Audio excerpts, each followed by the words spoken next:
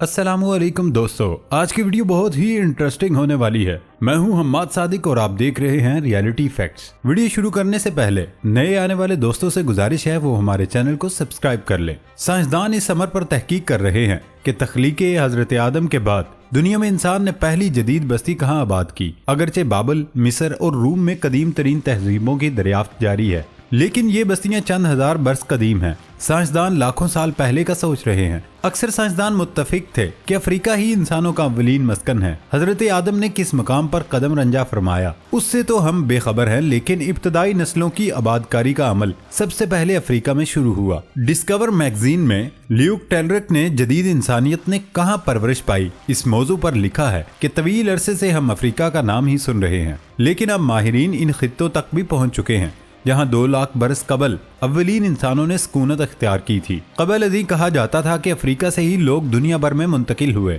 और उन्हीं लोगों ने दुनिया भर को आबाद किया।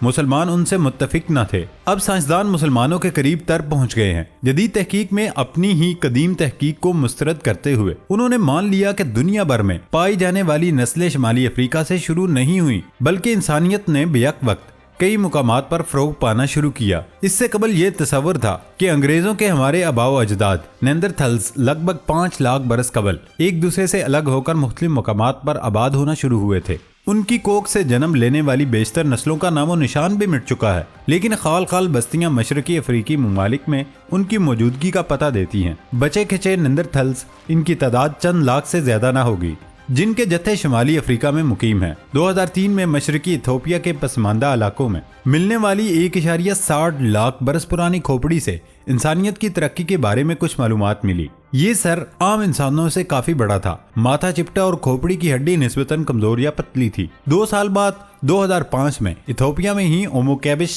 मुकाम पर दौराने खुदाई 2 खोपड़ियों की बाकियात मिली, जिनसे तहकीक का दायरा मजीद 35,000 बरस पीछे चला गया। जिनियात, तारीख और जोग्राफिया के माहिरीन और साइंसदान मुत्तफिक हो गए कि शुमाली अफ्रीका ही उनका मस्कन रहा, यहीं से इंसानियत का सफर शुरू हुआ था। मुहक्किकीन का कहना है कि शुमाली बोट्सवाना में दरियाए ज़म्बेरी का जनूबी हिस्सा किसी जमाने में इंतहाई जरखेज हुआ करता था। सरसब्ज़ो शादाब चारों अतराफ से चश्मों में गिरा हुआ। इसमें मगरब को उसके सवाल का जवाब भी मिल गया कि उनके आबाओ अजदाद कहाँ से आए थे। बहस को आगे बढ़ाते हुए यूनिवर्सिटी ऑफ पेंसिल्वेनिया की सारा तिस्कॉफ का कहना है, लेकिन हम वसूख से नहीं कह सकते कि आज से 50,000 बरस ये लोग कहाँ थे। इनकी तहकीक का मौजू हर दौर में होने वाली हिजरत है, यानी इंसान कब कहाँ पहुँचा, वो यही जानना चाहती हैं। इस काम में अभी बरस लग सकते हैं। टोरंटो यूनिवर्सिटी की तहकीक बेंसवेला ने इस तहकीक से कदरे इत्तफाक करते हुए कहा, यह दुरुस्त है कि इंसानियत का इर्तिकाब बेअक वक्त कई ममालिक में हुआ, यानी मगरबी बाशिंदे किसी एक मुल्क की नस्ल से नहीं। मुख्तलिफ ममालिक में मुख्तलिफ ग्रुप थे, ताहम उनमें से अक्सर का ताल्लुक अफ्रीका के जनूबी या शुमाली हिस्सों से है, लेकिन अफ्रीका के कई हिस्सों से सरासर कोई बाकियात नहीं मिली। खराब मौसम ने तमाम बाकियात बर्बाद कर दी। हाईबर्ड गैर मुल्की 2018 में उसका जमाना 90,000 बरस कदीम डैनी नामी एक औरत की बाकियात के जिनियाती तज्जिये से माहिरीन ने अंदाजा लगाया वो आदि नेंदरथल्स और आदि डैनी सवान थी। 40,000 बरस पुराने एक और ढांचे से भी ये नतीजा निकाला गया। नेंदरथल्स के जीन्स यूरोप और ऑस्ट्रेलिया में पाए गए हैं। सिडनी यूनिवर्सिटी ऑफ ऑस्ट्रेलिया के मेडिकल सेंटर से मुंसलिक वेनेसा हाइस की क़यादत में भी एक बड़ा ग्रुप कई बरस से इंसानियत की इब्तदा की खोज में है। कहा जाता है कि तमाम सवालों का जवाब उनके पास है। उस ग्रुप में DNA, माहौलियात और कंप्यूटर के माहिरीन भी शामिल हैं। जब उन्होंने ताकतवर कंप्यूटरों की मदद से दौरे हाजिर के इंसानों का DNA का तकाबली जायजा कदीम तरीन DNA से करना शुरू किया, तो ये बात सामने आई कि कई ग्रुपों का इथोपिया से कोई ताल्लुक नहीं। उन्होंने मुख्तलिफ ग्रुपों के 200 अफराद के DNA का 1000 अफ्रीकियों के DNA से तकाबली जायजा लिया। इथोपिया और दीगर ममालिक के 1000 DNA का आपस में ताल्लुक नहीं मिला। फिर जब उन्होंने जनूबी अफ्रीका और नमीबिया की कदीम बोली खोइज़ेन बोलने वालों के 1000 DNA का जनूबी अफ्रीकी ममालिक के कदीम तरीन DNA की रोशनी में जायजा लिया, तो उन तमाम का आपस में ताल्लुक निकला, जिस पर उन्होंने ये नतीजा निकाला कि जनूबी अफ्रीका में रहने वाले लोग तमाम इंसानों के रिश्तेदार हैं। दुनिया की कदीम तहजीबों में जिंदगी और मौत के अलग अलग देवता पाए जाते थे। हर इलाके में उनके अपने नाम थे, लेकिन सबका काम एक ही था। पुराने लोगों की नाकस राय में यही देवता जिंदगी और मौत का खेल खेल रहे थे। एक जान निकालने पर माबूर था और दूसरा जिंदगी देने पर। ये लोग पहले खुद ही उन नाम नेहाद देवताओं की खौफनाक तस्वीर बनाते और फिर डरना शुरू कर देते। कदीम जापानियों के ख्याल में इंसान अज खुद नहीं मर सकता, ये काम उसके बस से बाहर का है। कोई और ताकत है जो उसे पैदा करती है और वक्त पूरा होने पर मार देती है। जापान में एक देवता हलाकतों का देवता कहलाता था, जबकि खुदकुशी का देवता अलग था। यूं तो मौत अपने वक्त पर आती है, लेकिन अगर इंसान खुद अपनी मर्जी से मरना चाहे तो कदीम तस्वुर के मुताबिक यूं ही कोई शख्स मरने का कसद करता था। ये देवता दिल का राज पाकर उस तक पहुंच जाता था और उसकी मर्जी के मुताबिक जान निकालकर कहीं गुम हो जाता। जापानी जुबान में इसे शिनिगामी कहा जाता था। शिनिगामी शीनई से निकला है, जो मौत के हममानी है। खुदकुशी के इस देवता के और भी कई नाम थे। जुदा करने वाला संगदिल, रूहानी कातिल और मौत का फरिश्ता भी इनमें शामिल है। जापानी इसे देव, बड़ी रूह और मददगार समेत कई दूसरे नामों से भी पहचानते हैं। ताहम बुद्ध मत का एक गिरोह ये मानना है कि जिन या ओनरियो ये भी जान निकालने का काम करते थे। ये दोनों भी बदरूहों के नाम हैं। बुद्ध मत के एक गिरोह की राय में मर्तियो मारा नामी शैतान यानी डीमन मौत का जिम्मेदार है। कदीम जापानियों के तस्वुर के मुताबिक यही शैतान उन्हें मरने पर मजबूर करता है। उनकी खुराफात के मुताबिक अगर ये ना हो तो किसी जापानी को मौत भी ना आए। एक और राय ये है, अगर किसी को अचानक खुद ही मरने का ख्याल आ जाए तो ये काम असली शैतान का नहीं, ये काम उस जैसा ही शैतान शिनिगामी संभाल लेता है, लेकिन ये भी शैतान ही की किस्म है। ताहम इसका नाम मुख्तलिफ है। जापान की कदीम तहरीर योगाकारा के मुताबिक अंडरवर्ल्ड का बादशाह यामा हुआ करता था, लेकिन उससे भी ये काम ठीक से नहीं होता था। उसकी मदद के लिए एक और शैतान था। उसका चेहरा घोड़े जैसा और सार गाय की मानिंद था, लेकिन ये अपने रूप बदलता रहता था। एक और रिवायत के मुताबिक जापान के जजायर अजनामी और इजनागी नामी खलाई दुनिया से ताल्लुक रखने वाले देवताओं ने बनाए थे। शिंतो मजहब के मुताबिक ये देवता बाद में दुनिया से वापस चले गए। एक ग्रोह के मुताबिक इंजामी देवता मौत का जिम्मेदार है। उस ग्रोह के मुताबिक इसे ही शिनिगामी कहा जाता है। जापान में 1603 से 1868 तक एक कठपुतली तमाशा दिखाया जाता था, जिसे नंगियो जुरोरी कहा जाता था। उसमें शैतानों की कहानियां देखने को मिलती थी। ये दौर जापान में एडो पीरियड कहलाता है।